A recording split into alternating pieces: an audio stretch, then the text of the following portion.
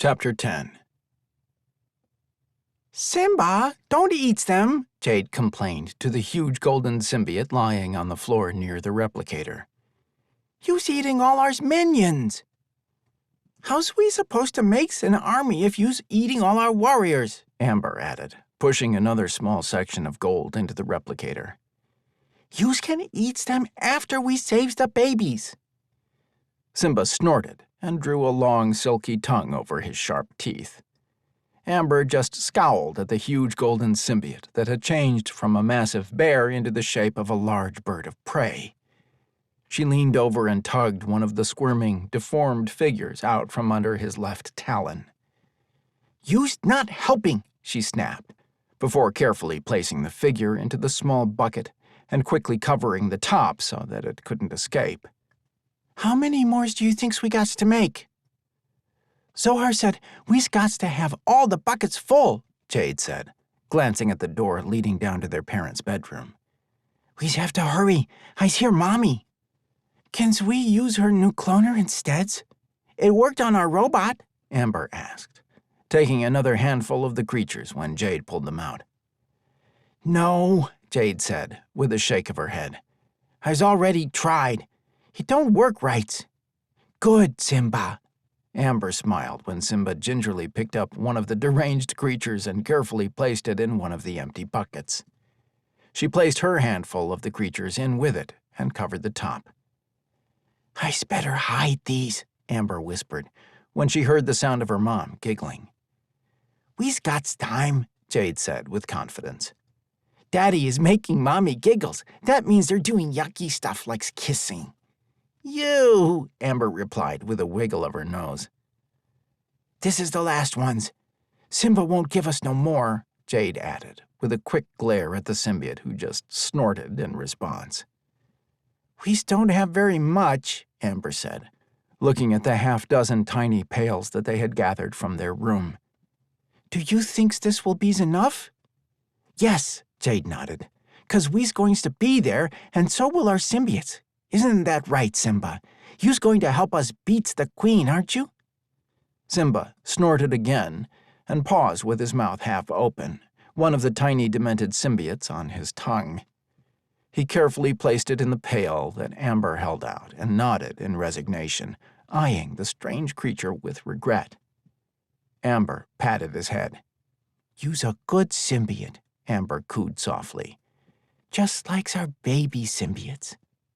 Simba turned his head to look for the two smaller symbiotes belonging to Amber and Jade, and found them passed out, their feet in the air and their small golden tongues hanging out of the side of their mouths. After a full night of keeping up with the twins, even something made of pure energy needed to recharge for a few minutes. All done, Jade whispered, climbing down off the chair and pushing it back across the floor to the bar. We'll ask Mommy if we can go to the playground with her later today. But how are we going to hide all the buckets? Amber asked. Simba can take them and hides them in the graveyard, Jade said with a toss of her head. Okay, Amber agreed with a nod of her own. Takes them now, before Mommy and Daddy comes out. Jade, I's getting sleepy.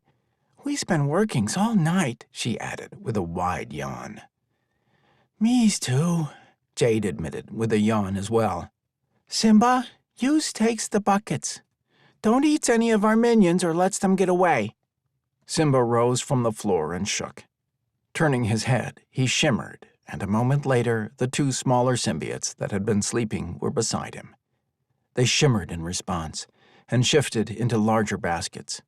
One by one, the twins and Simba placed the buckets into the large baskets. Once they were done, Simba picked them up and padded out of the kitchen.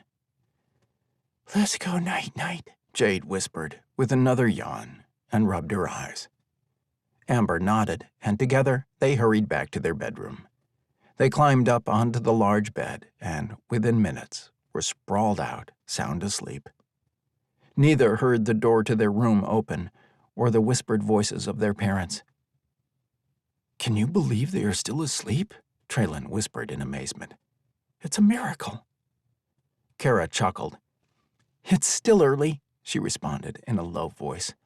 I was going to take them down to the cavern, but I guess I can do some work here first, she started to say, before she released a low moan. Traylon? I can think of something a little more exciting than work, Traylon hinted in a suggestive voice, while he ran his hands over her hips and pulled her back against him so he could press a kiss to her neck. I'm up for round 2.